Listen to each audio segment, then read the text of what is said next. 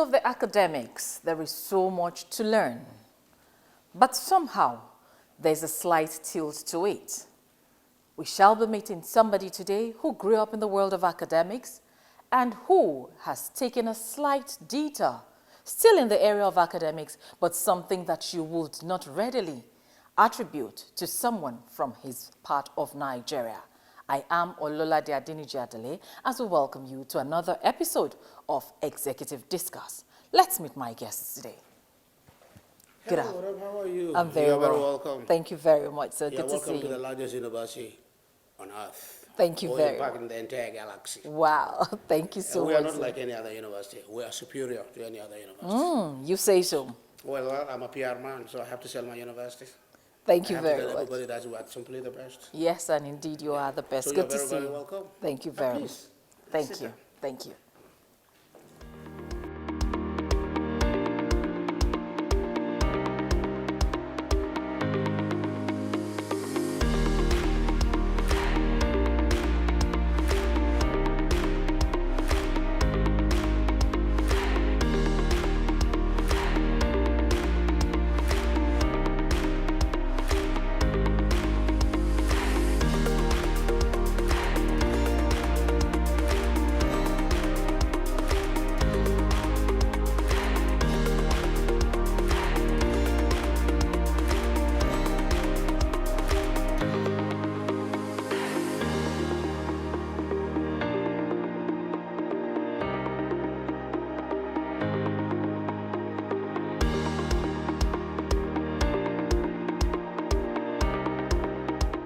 On Executive Discuss today, I have a guest with me, like I said earlier, who was born into the world of academics, and he has led all of his life, over 60 years, in the world of academics. But he has taken a slight detour because he's somebody who has done some things that I find particularly interesting and intriguing, and that's what qualifies him as a guest on our show today. Please join me as we make welcome the Vice Chancellor of the National Open University of Nigeria, Professor Abdalla Uba Adamu. Good to have you here on the show. Oh, thank you very much. Good to be here too. Thank you. You're somebody that I find particularly interesting, having been born basically into the world of academics, having lived all of your life up to, you being here today. You've been all about the academics, but you have taken a slight tilt even in the world of academics. But before we go into all of that, can you tell us about the man, Abdalla Uba Adamu? Who are you? Well, the man, Abdalla Uba Adamu, is a short guy, just about 5 feet. He's a fat guy with a big belly. That is because I drank a lot of Coke, but I've stopped doing that now because the doctor said I'm pre-diabetic, so I have to stop and start drinking water all the time. I was born in 1956 in NTAi in Kano City. Did the usual thing, primary school, secondary school in Kano, and then Abdalla University for my degree. And after my degree in 1979, I went to Bayero University as a graduate assistant. But to be very frank with you, my desire was to become a research scientist. But the Faculty of Science in Bayero University rejected my application for a graduate assistant. So Faculty of Education took me on because I read science education. So I became a graduate assistant in science education. And that was in July 1980. In 1981, I was given an opportunity to go to the University of London to do my master's, where I spent 2 years and did an MA in science education. I came back in 1983, spent another 2-3 years before I went back to the UK in 1985 as a Commonwealth scholar. I was the first British Commonwealth scholar from Northern Nigeria, and I did my DPhil or PhD, whatever you like to call it, at Sussex University in Brighton, Palma. I finished in 1988, came back to Bayero University, and continued working as a lecturer, academic work, reading, research, and doing all sorts of things that academicians are supposed to do. Sometimes in 1990, the government introduced reforms in higher education, where we have all these course unit system that we're using now. And somebody needed to understand what it is all about. And I was lucky enough to be given Fulbright African Senior Research School at the University of California, Berkeley, in 1990 to 1991, in order to understand the system, to understand what it is. And I would say that that was the beginning of my interest in the internationalization or transglobalization of ideas and effects. The reason is because it was in Berkeley that I discovered that the Nigerian education system is American education system. It was brought to us by what you call American returnees. That is, Americans who have been to the United States, they have studied there, and they came back and became advocates for American type of education. And the first school to benefit from American structure of education was Ayetoro High School. Now, I don't know where Ayetoro is. I know it's somewhere in the state. Yeah, that's right.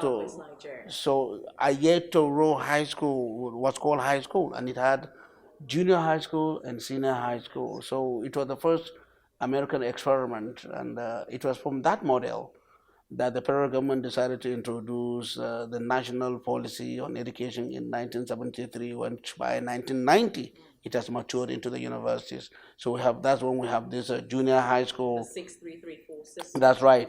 Junior high school, senior high school. At the beginning, it was junior high school, senior high school, before we suddenly realized that no, we are not in America. So it was like junior secondary school, senior secondary school, and then 4 years of university.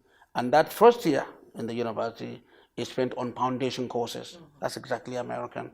That's what I discovered. And I published a book on this in New York called Reform and Adaptation in Nigerian Higher Education, published by the Edwin Mellon Press. And that was in 1992. I came back and continued doing my work. In 1993, I went to Italy as a Rockefeller Foundation visiting fellow at Bellagio Research Center, which is near Lake Como, where I spent some 6 weeks working on a book on the history of Bayero University, which actually never get to be published. But eventually, a history of Bayero University was published, and part of the paper that I developed in Italy became part of that book, and I was one of the editors of the book. In 1997, I became a professor of science education and comparative higher education. And that is when the Epiphany movement came in, and I said, that's it. I paid my dues. I have done what I could, because to be very frank with you, I got into education reluctantly. What I wanted to do was to be admitted into the Faculty of Science to read microbiology. But I was very poor in mathematics. Okay. Yeah, my mathematics was very poor. I haven't got a good grades for mathematics, so science education took me on. And I had wanted to become a research scientist, to try to understand the world, understand how things work. I wasn't really interested in a job or in getting a cushy job or beautiful job. All I want is to discover how things work. And when that didn't work, I ended up in science education reluctantly. And even when I applied for a job in Bayero University, my main priority was the Faculty of Science. But they said that I didn't study BSc Biology or BSc Biological Sciences, therefore I will not be employed there. But the Faculty of Education was looking for a graduate assistant in science education. So they took me on and gave me a chance, and that's it. So I don't really envisage myself as a teacher teaching in a high school for the rest of my life. And I really don't envisage myself staying in education for the whole of my life, which is ironic now that I'm a vice chancellor of a university. But my view is that education has reached a cul-de-sac. We have reached a point of no return. We have reached a point whereby we keep repeating the same things over and over again.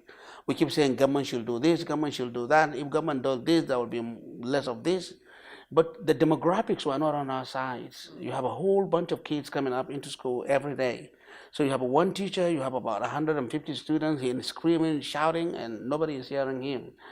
And I don't see myself living in that life. That's why I went to the university. So it is time to say sayonara to education.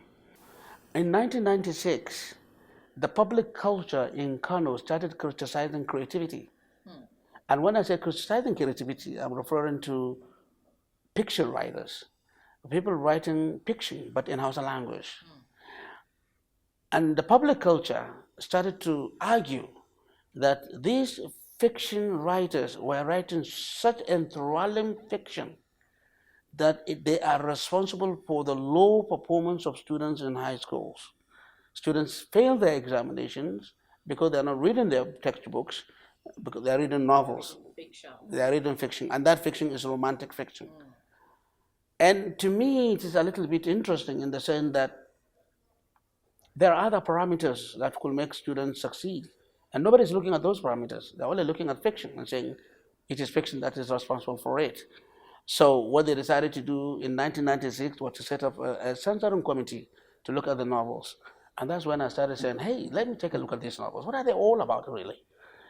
And they are written in Hausa language, mainly by women, but quite a lot of men also do write, but it's mainly by women, but it's all about romance. And when I read them, I discovered that all they are talking about is just simply simple romantic affair between a boy and a girl. Straightforward, meals and boons kind of thing. But then the reason the public culture reacted was because of the word soyayya. Soyayya in Hausa language means love. Now, Hausa people are, for most part, Muslim and mainly conservative. So the idea of coming out and talking about love in public space is against the moral and cultural sensitivities of the people. Because in Hausa language, the word love is only used in a particular context of man and woman getting married. So it is not something that you are supposed to even acknowledge. You'll be surprised. A lot of people will tell you that their wives have never said, I love you. It is assumed that your wife loves you, but she won't open her mouth and say, I love you. It's the word that is verboten, prohibited. It's not something that you do in public sphere. And here are young writers, including women, writing about love, creating characters in dialogue that say, I love you, I also love you, and then even singing about love and things like that. And so the public culture was totally against it. And so I started studying it. I really don't care what they are writing about. I'm not interested in passing moral judgments. I'm interested in the fact that we have a dependent variable and an independent variable. We have one reaction, we have one action. And that's what I'm interested in, the action and the reaction. I'm interested in capturing it. And it was at that particular juncture that I reinvented myself as an anthropologist, as a cultural anthropologist, dealing with the way people live their lives, but this time through media. So I became a media anthropologist because what they are doing is using media, that's literature, in order to communicate thoughts. And when I read some of them, I discovered that some of them are subversive in the sense that it's like they are protests, particularly the women writers. They are protesting the kind of cultural tradition that they find themselves in, but they cannot say anything about. They can't do anything about it. For instance, post-marriage, they don't like it, but there's nothing they can do. Another thing they don't like is co-wife. I mean, a person has a wife and then he decided to add another wife and they don't like it. So they create fictional elements in which either A, the principal character copes with the situation, and or B, rebels against the situation. The first novel that did actually that was called Soul, Al-Jannah Dunya, which means love, paradise on earth. And it's written by the first female fiction writer, Al-Hajjah Hafsat Abdul Wahid. Hafsat Abdul Wahid is from Zamfara State, Kano State, Zamfara State. She shares both states. And she's a very, very powerful writer. And what made her writing very interesting is the fact that she is pure Fulani. So people tend to really confuse Hausa and Fulani, and then they come up with this hyphenated expression, Hausa Fulani, which is just crazy. You're either Hausa or you're Fulani. But the vast majority of people who claim that they are Fulani cannot speak the Pulpulde language. They can only speak the Hausa language because the Hausa language has become the commercial language. It has become the urban language. So eventually it suppressed our own Fulani language. So we cannot speak the language anymore. Very few of us do. So my interest, therefore, is in this flow of reaction and counter-reaction against expression through the media. And eventually, when films came in, I also moved into studying films. So there are three things that determined my life at that time, but they remain suppressed: music, literature, films.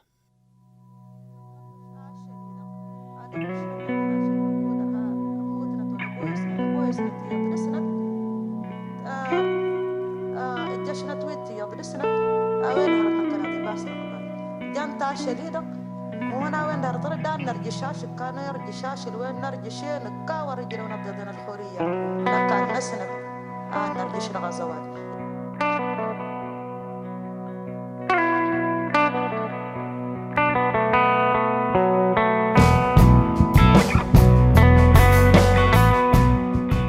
He's my father. He's a very caring father. He is very supportive. We find him a friend in him, someone we can confide in. He always have time for his family, and no matter the busy schedule he has, he's always there for us. I always confide in him. Growing around him is fun, it's educative, it's homely and supportive. Yes, he's always there for us. That captures everything. Right. There's no barrier. Yes, just that we know our limits, but anytime, anywhere is always available. We were born in the same community and we grew up together. Professor Abdalla is very successful in education. He went all the way through. And being with him, I have learned a lot of things. Professor Abdalla is very diligent in terms of acquiring knowledge and his quest for making people uplift their lives, either in education, in culture, in everything. He's on to many things, apart from his academic life. He has been in research on Hausa culture in relation to modern media networks, how media networks affect Hausa culture. This is a very good thing because he has been a research person all his life. And sometimes you become confused as to what is his field of specialization, because he happens to be in all aspects of learning. There was a time when we were having a dinner with his colleagues, and one of his colleagues was asking him, what is the specialization of Abdalla? And somebody pointed at Abdalla and asked him and told him, ask him, why not ask him? So this indicates his desire to learn more in every field. And that took him to the position of acquiring dual professorship, first in education science and later in mass communication.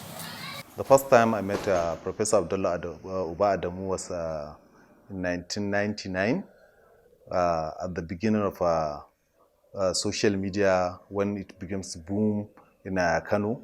So we met through what we call Kano Online, and from Kano Online we moved to Pina Hausa, which was the first social gathering of Hausa speakers in internet. That was the beginning of the relationship, and from there we have been together up to date. Well, Professor Abdalla Uba Adamu, I can say he's enigmatic. He's somebody that I can call an intellectual monarch. Somebody one can describe as a great teacher, somebody who, if you want to learn, if you meet Professor Abdalla, you have no any problem. You will learn a lot from him. We learn a lot from him. We learn the art of argument. We learn the art of persuasive. We learn the art of reasoning, and the science of philosophy, and also research from him.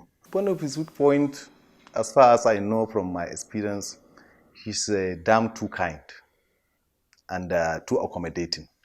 So that's what I can see about him, because this is what some people are taking advantage of, because he don't care. He's a professor. He can live. He can sit among even secondary school students, chat with them, argue with them, understand, extract what he wants to extract, and so on. So that's why some people are taking advantage of his kindness, his warmness, and they are going overboard in the relationship with him.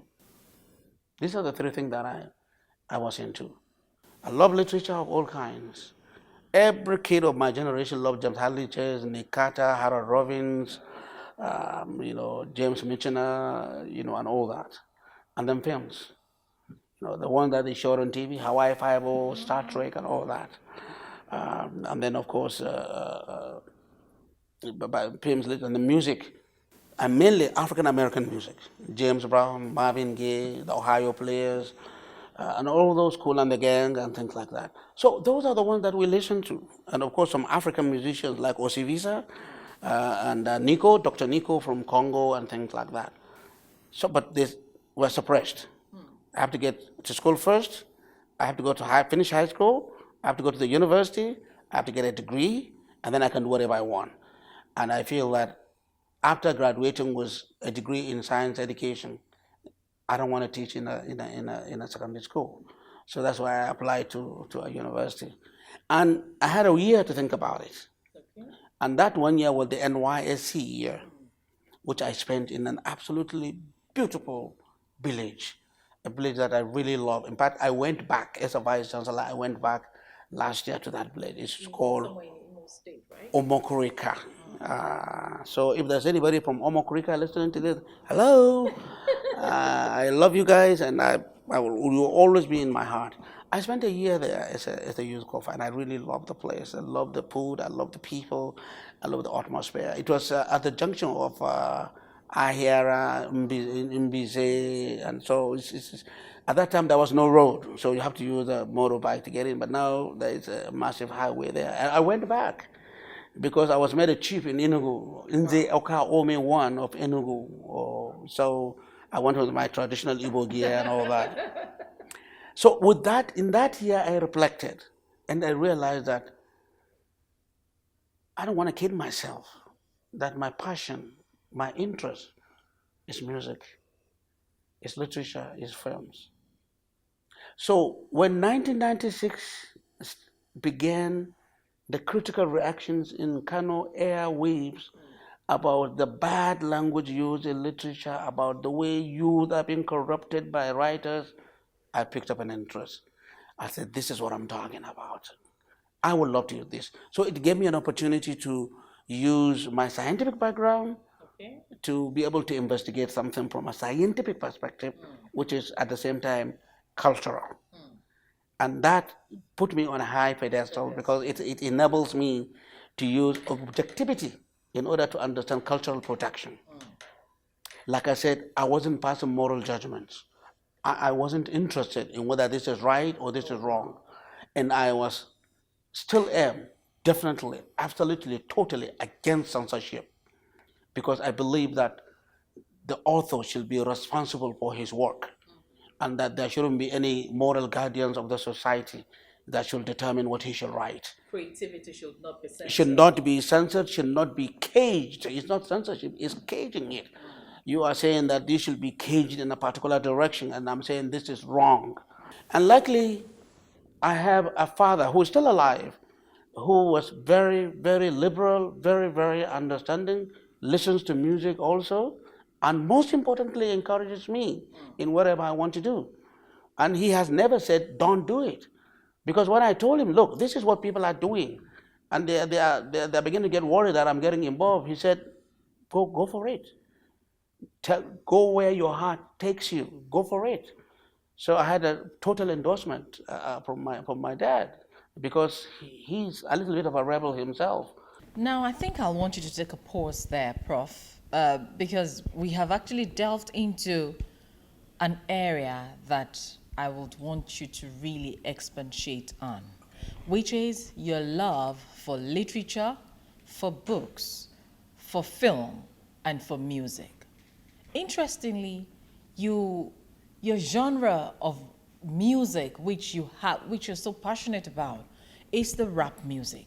And I look at where you're coming from. I look at the fact that you're from the northern part of Nigeria, just as you said, where a lot of these things are seen as being prohibitive. Now, at what point did the radicalization for you begin, or had it always been there, innate, from childhood, and you just had an opportunity to, blossom? It had always been there, but it was suppressed because I grew up in an extremely conservative society, at least up to the age of 12, when we have to move to GRA when my father got a big job. But before that, I was living in the heart of the city, deep heart of the city. I didn't come from some kind of village outside the skirts of Kano. I was born and bred right inside the heart of the city, and that was deeply, deeply conservative. So the only thing that kept me company was the radio. So I listened to all these things on the radio. BOA, BBC, radio television Kaduna, and that they were playing foreign music, and that is what kept me company. But the expectation at that time was that you should go and do good things in the university, study hard and become a doctor, a pharmacist, something that the society can use. So you are like a product that is being palmed in order to improve the society. You're just another commodity the government is grooming so that the society can become better. So the whole idea of you having your own independent mind, independent soul, independent desire does not arise. You are being sponsored by the government, you are being paid by the government, at least in the north. So therefore you're a government property, so you have to do things that the government want. We're not even taught music when I was growing up. They still don't teach music in northern schools because music is seen as a low-level occupation. It's not the kind of thing that people will get into, even though musicians make a lot of money. But people tend to confuse griot music with other form of creativity. Even griot music is not patronage music. It is creative. It's something that those guys that are singing the praises of other people or talking about the history of their people as griots have all these fantastic rhythmic ideas. And I've always loved it, but I have to suppress it. So when I got to California in 1990, rap had already started. And there I was in Berkeley, California, one of the most radical campuses of the University of California system. So you could imagine a Muslim boy from northern Nigeria who had all this passion for music thrown into the University of Berkeley, and nobody to say no. And that's when the dam just simply burst. Wow. And one of the key elements to the bursting of that dam was crisscross. 10-year-old kid, two of them with their pants backwards, and baggy. And then you got all these guys with the cap that has been turned down, bandanas, and then the chains and things like that. And that was this record, jump, and that was it. It just simply hit. But even prior to rap, me getting into rap, I've always been interested in experimental music, particularly German experimental music. So when I was in the University of London as a student, and at the University of Sussex, I was listening to British bands. I even attended concerts. I was into heavy metal, progressive rock, hard rock, so Led Zeppelin, Black Sabbath, Genesis, Pink Floyd. All these are my kind of musicians. I have tons and tons of their music.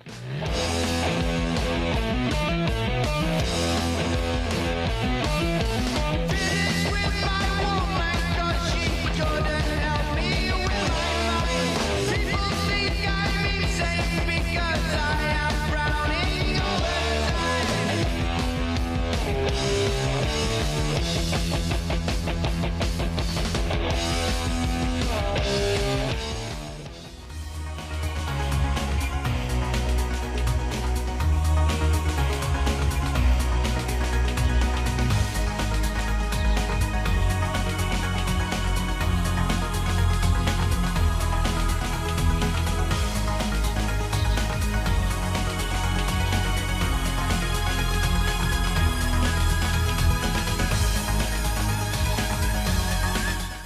But one of the best that I like was Marillion. I even attended their concert. Phil Lively, who were actually from Ireland, I also attended their concert in London. And for German musicians like Tangerine Dream, Klaus Schulze, Robert Schroeder, I love their music, and I attended their concerts. I attended a concert in London at the Dominion Theatre, which is right by Oxford Street. And that concert was by Tangerine Dream. And about 6 months later, they released an album called Logos. And that album was the recording of that concert at the Dominion Theatre. And I was like, hey, if you listen carefully, you could hear my voice. I was shouting also. Yes. I mean, people were shouting all over, and that was my voice in the Tangerine Dream album. Of course, it's silly. There was no way you could hear my voice or all that, because they were able to filter out all the voices. But when I was doing my PhD in Brighton, they also came to Brighton, and I followed them. The same thing with Klaus Schulze. When Klaus Schulze performed in London at Hammersmith Odeon, I followed him there. But I didn't like his sports. No football, no volleyball, definitely, absolutely no basketball. Just, yeah, no basketball. No, definitely not. Definitely, absolutely no basketball, okay? I mean, a tiny guy like this, trying to jump the hoop, it's not possible. So I just couldn't be bothered. So it's just the music. I was busy looking at the development of the house of film industry, because the writers became filmmakers. So I followed them.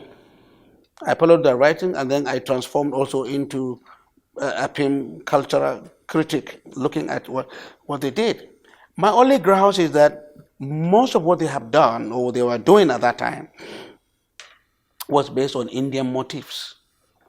So they were looking at Indian movies and then just simply copying them as house of films. And I said, look, you have a rich culture, okay? Why don't you capture that? And they didn't like that, and they felt that I was criticizing them unnecessarily.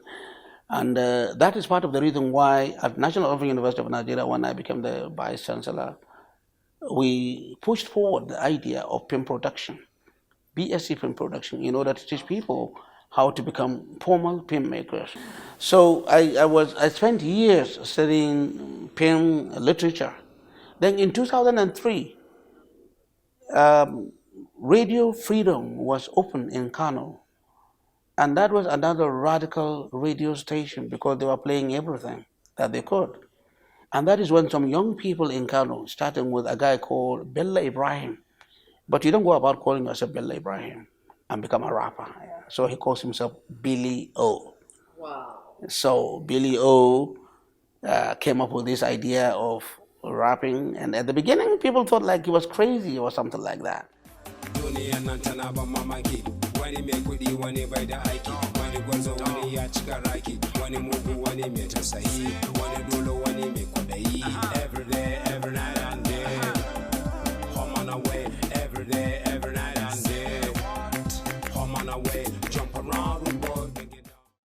But it was novel. I mean, people were tired of the traditional music.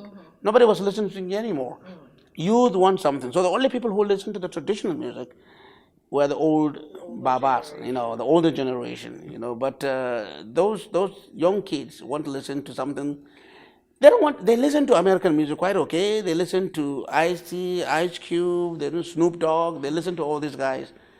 But wouldn't it be nice if they could hear somebody singing in Hausa language? And then Billy O came along and started it. And I said, oh, that's interesting.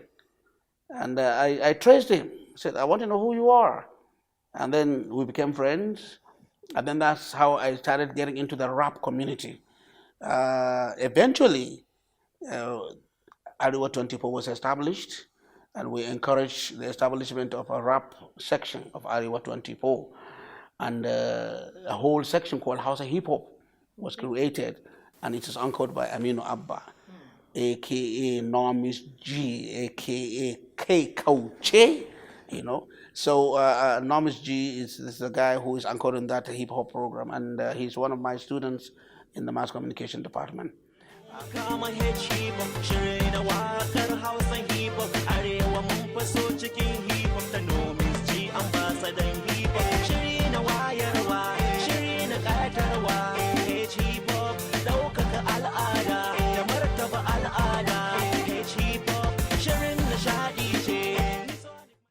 So my passion for literature, film, and music led to academic studies of the development of these three disciplines in a Hausa Muslim society in northern Nigeria from a purely scientific perspective without making any judgment. Okay? Of course, the whole idea of scientific objectivity itself is something that is open to question. After all, the fact that you choose to study something and not another thing it indicates bias itself to begin with. But I started focusing attention on that. The big break came in 2004 when a mentor of mine called Professor Graham Pernis from the University of London who has been following me, and he's into Hausa literature, who has been following my work, invited me to Germany. And to be very frank with you, I was scared. Scared because what I was doing was fun. What I was doing had no particular structure. I wasn't doing anything to become promoted or to become, I was doing something because somebody had to do it. I was documenting it. I thought that somebody needs to document contemporary issues that are happening in northern Nigeria in the areas of popular culture. One of the areas that I got in very early enough, before anybody else, was online, being into the internet. I was able to even create hooks, hooks, yeah. Ka, ba, da, on true type font, so that those writers, I did it for those writers, so that they, instead of using a pen to hook the characters, the accent, like in the Yoruba language, you have all these dots and accents and things like that. So the same thing in Hausa language. So I created the characters that will enable people to use accentuated writing. So it's not waka, but waka. So there is a glottal sound to it. So I got into the internet, into ICT right early enough, and the Department of Mass Communication started to invite me to go over there and teach online journalism. And then I was teaching all these issues about critical reviews of music. How do you criticize music? How do you criticize film? How do you criticize books? What kind of parameters do you use in the criticism of this? What do you look for? So it becomes my own education. In the process, I become educated. And then I continue writing because Kano is rich in data. That is why I would never, ever think of living in any other city anywhere in the world except Kano, because that's where the data is. Now, Prof, sorry to cut you in there because I know that we can go on and on, about your journey in the world of academics. Taking a look at all what you have achieved, especially in the area of the revolution, because it's been a one-man revolution for you. But taking a look at, the journey so far and the state of literature, film, and music, even in Kano, and by extension, northern Nigeria, how would you rate it? High, very, very high. We have given it visibility. And the fact that academics have entered in has given it acceptability. But that does not mean that all academics like it. There are a lot of academics who still insist that it's a bad thing. I'm the only person who is saying it's neither good or bad. It is you who make it good or bad. But it is something that needs to be documented. Who determines right? Whose values are we using to determine what is right and what is wrong? So you have to decide for that for yourself. Like Rahama Sadao. Rahama Sadao, yeah, she came up into this film, hugging this boy, and then there was all these sort of problems and things like that. And people asked my opinion. I said, well, that is she's an artist. That's what the script asks her to do. It is up to her to decide whether she should accept the script or not. You could be asked to appear nude, and you could say, no problem. It's not me, it's my shadow. But you can reject it. So let the artist, let the creative person decide what he wants to do and what he wants to do according to his own conviction and according to their own conscience. But later on, she came and apologized on the radio to the Emir of Kano, to the people of Kano for what she has done, even though she's not from Kano. Yeah, but she feels like she has offended the sensibilities of people from Kano. Yes, it's been fun all the way, and in having fun, you have carved a niche for yourself. Today, you are the Vice Chancellor of the National Open University. Take us through your daily routine. Well, first of all, before we get at that, I was offered vice chancellorships to 5 other universities and I rejected them, including the National Open University of Nigeria in 2010. And the reason I rejected them is really because I don't want leadership positions. Leadership positions cage you, and you are expected to behave and act in a particular way. And when I first came, I was behaving like that. Typical chief executive officer, typical chief vice chancellor. But then I realized that I'm not being myself. I'm lying to myself. So I just, let me be Abdallah, let me be whoever I am, because I'm going to leave the chair. I'm not going to carry it with me. I'm going to go back to my life. I deal with musicians, with filmmakers, with writers, and we sit down, sit together and chill out and you know, jive five, high five, whatever. So, but here I am, caged in a particular expectation. So for the first few years, it was a little bit officious, but then I said, what the heck, let me be who I am. Now the typical routine is 8 o'clock I'm up, by 9 I'm in the office, got all those files to walk through. If I have not finished those files, I take them home to make sure that I finish them. But if I finish them, I go home and I go back to my papers. I'm always writing a paper. Right now I have about 8 papers that I'm working on.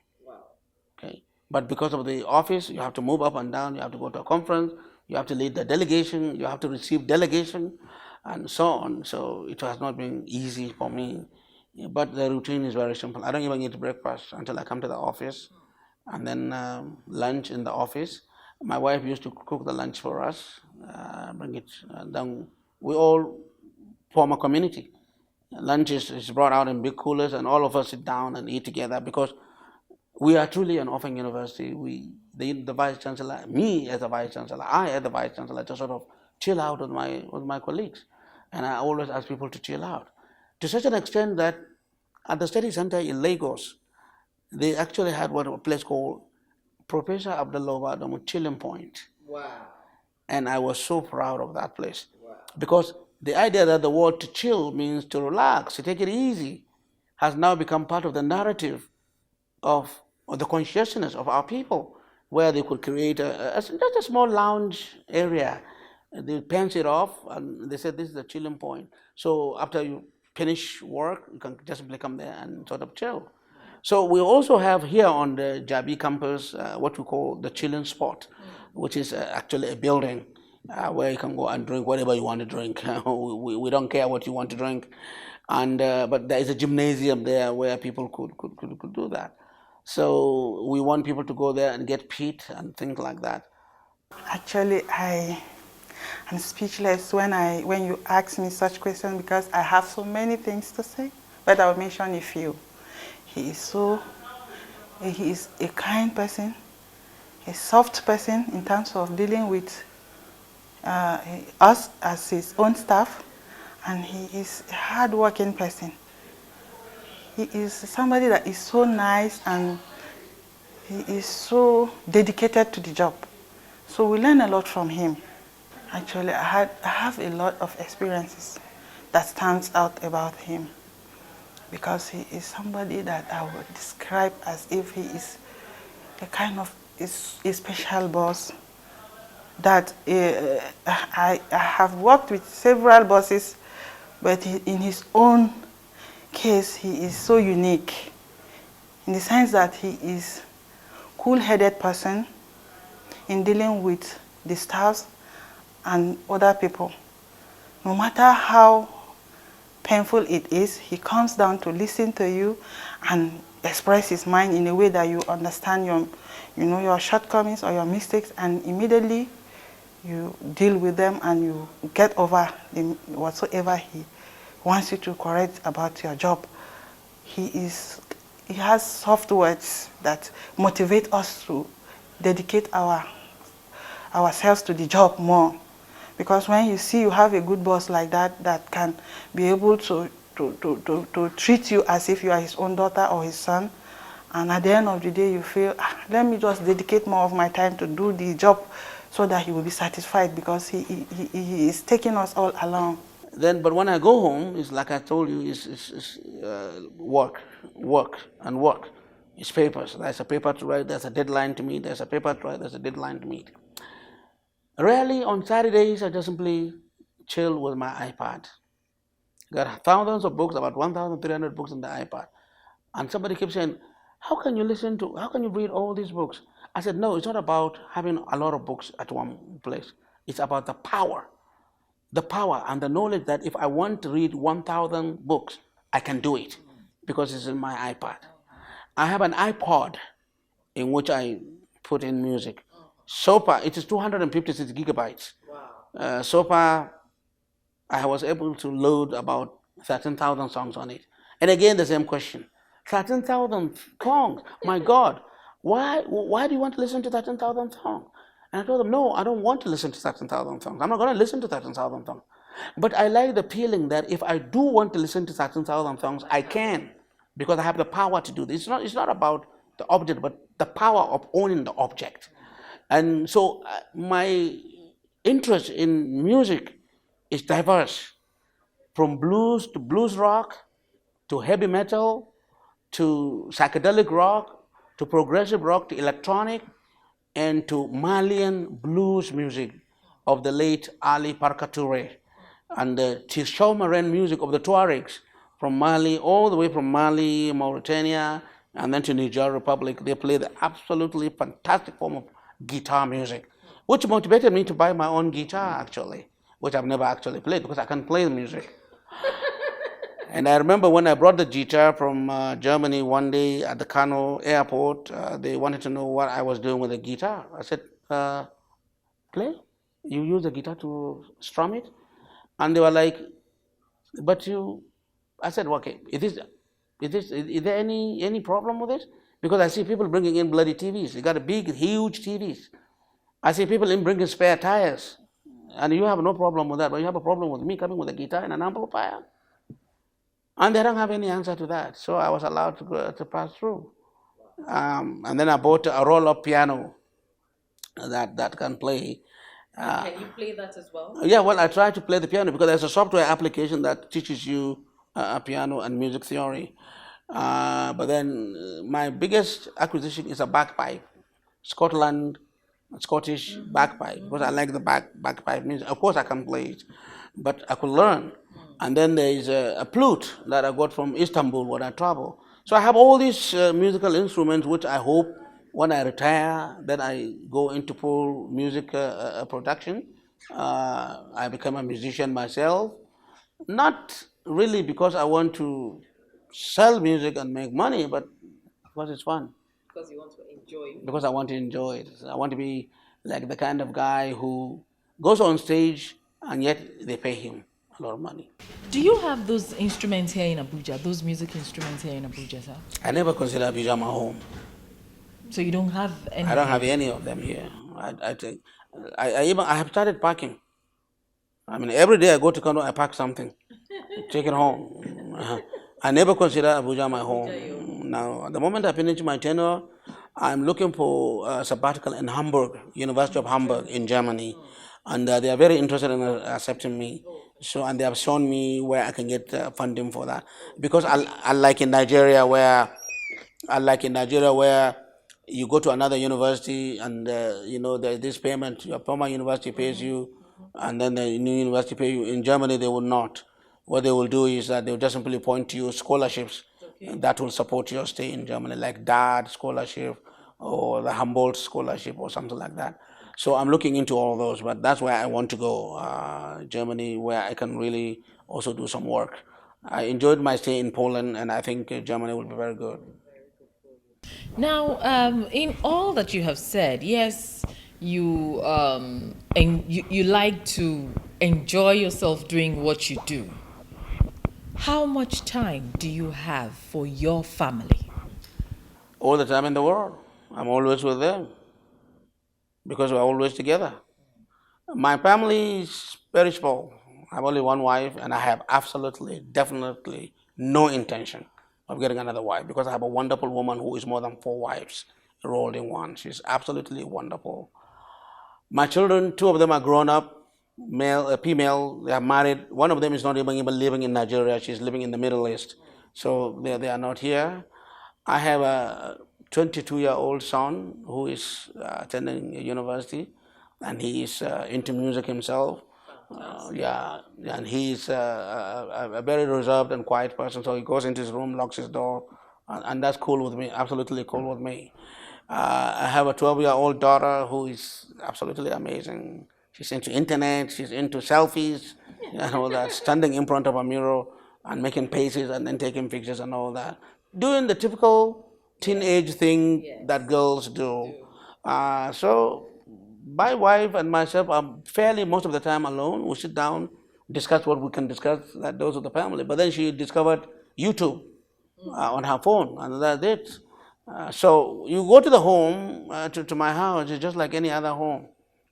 Anybody who is together there is on their phone, pressing buttons, talking to people.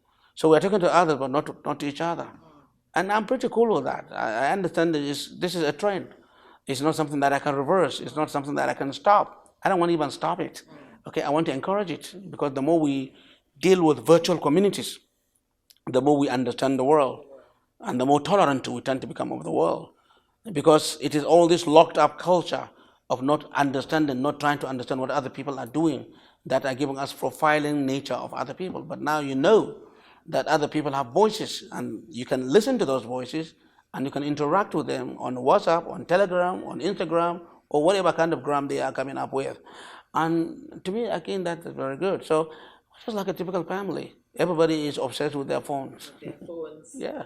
Finally, Prof, you have achieved so much, especially in revolutionizing the arts, talking about literature, talking about music and film. What are your final words? I mean, what's your message? Not just to the art community back in Kano or in the Hausa, land, but basically all around Nigeria, because we are making statements and we need to make better statements. Be who you are. Don't be nobody else. And don't let nobody tell you to be what they are. Just be who you are. That's it. Thank you very much. You're welcome. Can I have your rap again? Would I be asking for too much? Hey, enormous G. I hope you can hear this. I am enormous G. I'm harder than steel. I never steal. I have a Jeep and I'm rolling the steel. Something like that. Thank you very much. You are very welcome. I'm the only vice chancellor in Nigerian university system that can rap. If there's any other VC who can rap, please do so. Let's have a rap competition on NTA. You come, I rap, you rap, and then who will win? I'll win. Thank you very much. You're welcome, ma'am. Thank you. You're welcome. It's been fun talking to you. Well, I hope so. Same here with me. Thank you very much. All right? You're welcome.